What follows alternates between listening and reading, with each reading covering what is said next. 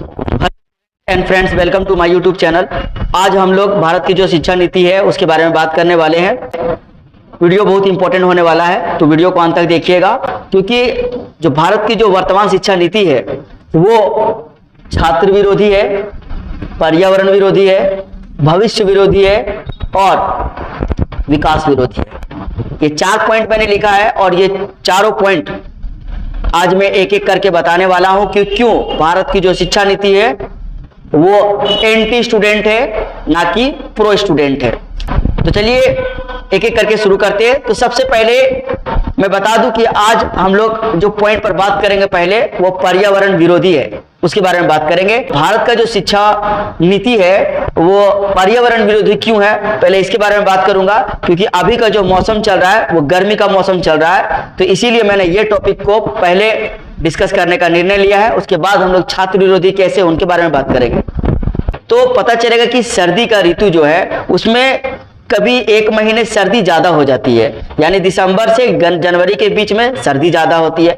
गर्मी के महीने में देखेंगे कि अप्रैल अंत से लेकर के जून के पहले सप्ताह तक गर्मी ज्यादा रहती है। बरसात के महीने में देखेंगे कि सितंबर और अक्टूबर का जो महीना होता है उसमें बाढ़ वाले हालात हो जाते हैं। तो जो भारत का जो शिक्षा नीति है या भारत का कोई भी नीति है, अगर उसे बनाया जाए तो जलवायु को ध्यान में रख के बनाना चाहिए, क्योंकि आपका देश जलवायु विविधता वाला देश है। लेकिन भारत में जो शिक्षा का जो नीति बनाया जा रहा है उसमें जलवायु के बारे में बात ही नहीं किया जा रहा, जलवायु को ध्यान में रखा ही नहीं जा रहा है। आप सोचिए, भारत की आजादी का लगभग 79 साल यानी एक साल बाद 80 साल पूरा हो जाएगा। अगर 8 दशक पूरा हो जाने के बावजूद भी आपने अपनी शिक्षा नीति में जलवायु को ध्यान में रख करके नहीं बनाया, तो जाहिर सा बात है कि आपकी जो शिक्षा है उसमें गुणवत्ता नहीं आ पाएगी। तो गर्मी के दिनों में गर्मी ज्यादा होती है तो बच्चे को लू लगने का खतरा रहता है, बच्चे की मानसिक और शारीरिक स्थिति खराब हो सकती है, बिगड़ सकती है और मुरझा भी जाते हैं, बेहोश हो जाते हैं और सबसे बड़ी बीमारी डिहाइड्रेशन का हो सकता है। भारत एक ग्रामीण प्रदेश वाला इलाका है, ऐसा इलाका है जहां पर गांवों की संख्या ज्यादा है, तो यहां पर बच्चों को लोकल में स्कूल नहीं मिलते, उसको दूर तक सफर करके जाना पड़ता है, यानी कि साइकिल से जाना पड़ता है। खास करके हमारे आदिवासी और पिछड़ा वर्ग के जो लोग हैं, दलित वर्ग के लोग हैं, जो आर्थिक रूप से संपन्न नहीं होते, उनको गुणवत्तापूर्ण शिक्षा लेने के लिए दूर तक जाना पड़ता है साइकिल से। अब आप बताइए, अगर आप बच्चे स्कूल साइकिल से जा रहे हैं तो फिर उनकी मानसिक और शारीरिक हालत क्या होगा। इसको देखते हुए सरकार जो है सो और जो जिला का जो कलेक्टर होता है वो लॉलीपॉप देता है, क्या करता है, टाइमिंग को बदल देता है, यानी कि जो समय सारणी है उसे कम कर दिया जाता है। मुझे एक बात बताइए, अगर समय सारणी को आपने कम कर दिया, हमारा जो सिलेबस है वो तो छोटा नहीं होगा, जितना हमें पढ़ना है वो तो हमें पढ़ना ही पड़ेगा। अगर आपने टाइमिंग घटा दिया तो हमारा सिलेबस जो है सो कम कवर होगा, उसके बाद आप फिर एग्जाम कंडक्ट करोगे। सर्दी के मौसम में भी यही हाल होता है, बहुत ही ज्यादा सर्दी जब पड़ने लगती है दिसंबर और जनवरी के महीने में, तो उसमें बच्चों को सर्दी लगने का खतरा बढ़ जाता है, ठीक है, पैरालाइसिस भी हो सकता है, ब्लड क्लॉटिंग हो जाता है और यहां पर भी छात्रों की जान माल की हानि होती है।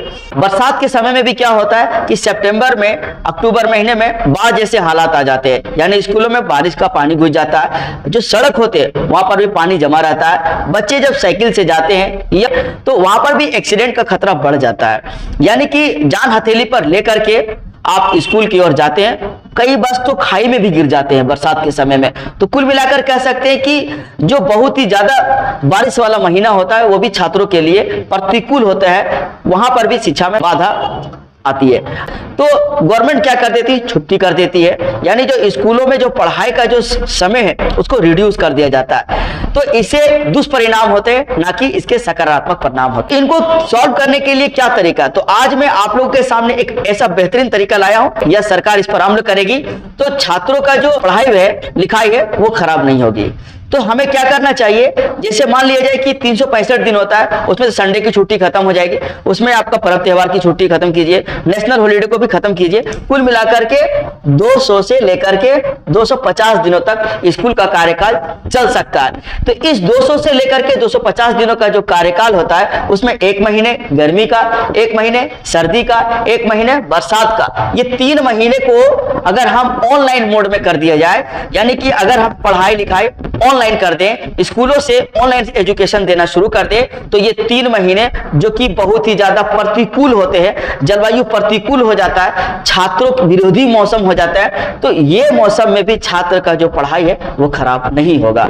इससे एक बेनिफिट ये होगा कि छात्रों की जान माल की नुकसान नहीं होगी। पहला हमारा यहां पर बेनिफिट ये होने वाला है।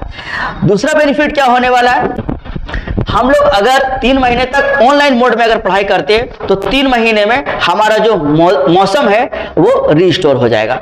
पब्लिक ट्रांसपोर्ट से जो पोल्यूशन हो रहा है, जो पर्यावरण को नुकसान हो रहा है, उस नुकसान की भरपाई हो सकती है, ट्रैफिक सिस्टम को कंट्रोल किया जा सकता है, और जो व्हीकल्स है उससे जो पेट्रोल डीजल का जो धुआं निकल रहा है, जो प्रदूषण फैला रहे हैं, जो कार्बन डाइऑक्साइड का जो इमिशन हो रहा है, उसको कम किया जा सकता है और पूरे मौसम को साल भर के लिए फिर रीस्टोर किया जा सकता है, यानी पर्यावरण को फायदा पहुंचाया जा सकता है। पर्यावरण को भी रेस्ट की जरूरत होती है, लेकिन सालों भर कि आप जो समय को, जो छात्र जीवन का जो 365 दिन होता है, उसमें जो बहुत सारा समय वो बर्बाद हो जाता है, उसके बारे में बताऊं कि कैसे उस समय को सही इस्तेमाल किया जा सकता है। देखिए, हमारा जो एग्जाम का जो समय शुरू होता है वो फरवरी से शुरू होता है और ये सीजन चलता है मई तक।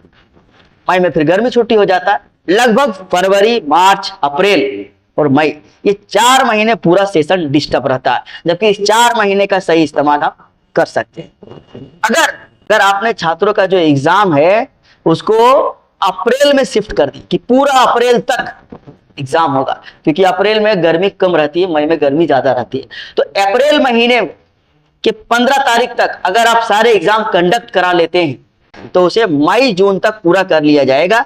यानी छात्रों का जो समय जो छुट्टी में बीत रहा है उस समय में आप उनका रिजल्ट जारी कर सकते हैं। उसमें छात्रों का स्कूल से कोई लेना देना नहीं रहता है, छात्र स्कूल आना जाना नहीं करते। तो ये जो गर्मी जो पड़ रहा है, एक्सट्रीम गर्मी, इस दौरान छात्रों को रेस्ट दिया जा सकता है, उनका ऑनलाइन क्लास लिया जा सकता है और शिक्षकगण को इवोल्यूशन के काम में लगा दिया जाना चाहिए। इससे क्या होगा कि हमारा जो जनवरी और फरवरी का जो समय होता है एग्जाम का, वो समय हमारा बेहतरीन होता है स्टडी के लिए। जलवायु अनुकूल होता है और छात्र अनुकूल होता है, क्योंकि उस समय सर्दी कम पड़ती है। और फिर फरवरी और मार्च में पूरा तैयारी करा करके अप्रैल में एग्जाम ले लीजिए। तो ये एक बेहतरीन नीति है। कैसा था मेरा सजेशन? अगर आपको बेहतर लगे तो आप वीडियो को ज्यादा से ज्यादा शेयर करें, लाइक करें और मुझे मोटिवेट करें, ताकि जो सामाजिक मुद्दे हैं उसे मैं आपके सामने ला सकूं और उसके हिसाब से सरकार को एक अच्छे व्यवस्था बनाने में मदद मिलेगी। मिलेगा नेक्स्ट वीडियो में। Thank you for watching.